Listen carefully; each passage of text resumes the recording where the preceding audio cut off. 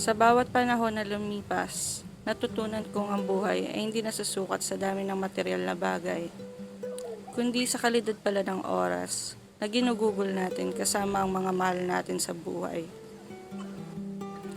Sa video na to, gusto kong i-share sa inyo ang simpleng pagdiriwang ng ikatlong birthday ng aso ko.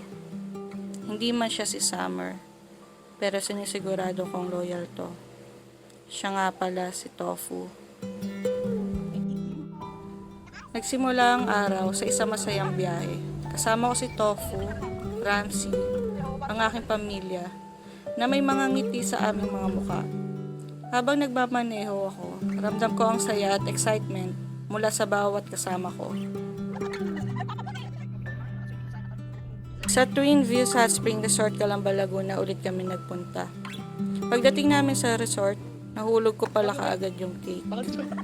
Nagkataon namang weekend, kaya 15,000 nga pala yung rate nila dito. Ayos lang yun. Minsan lang naman to, at sulit ang view dito, lalo na sa umaga. Nagbayad din ako ng additional kasi nagpaluto ako sa kanila para magawa ko pa yung mga dapat kong gawin at mas ma-enjoy ko itong resort. Nagdala na lang kami ng ilang iihawin para naman may gawin yung mga kapatid ko bukod sa kumain. Maluwag ang rooms dito, up to 25 packs kasi yung kaya nilang i-accommodate. Pwede rin daw ang aso, basta may cage at diaper. Tanggal yung pagod ko sa pagdadrive kanina kasi naman ang init at nakaka-relax talaga yung tubig dito. Umaga na pala, masisilayan na rin natin yung ganda ng Laguna de Bay.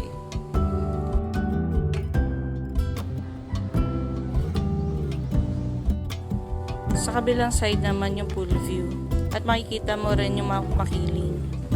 Sulit na sulit talaga sa amin yung view dito at ang fresh air. Sarap tumambay. Pero kailangan ko na palang mag-asikaso. Pabawi na lang tayo sa pagde-decorate. Paano ko ba naman sasabihin sa kanila na wala na yung cake ni Tofu?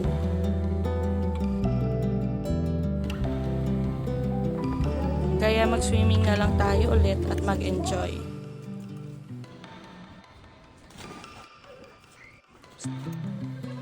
Dito sa kiddie pool, pwede mag-swimming ng mga aso. Kaya naman binabalik-balikan ko rin ang resort na to. Kasi bihira lang din ang resort na nag-aalaw ng ganito.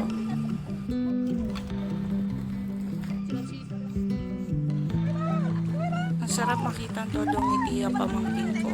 Akala niya tuloy kukunin ko siya at lalaruin.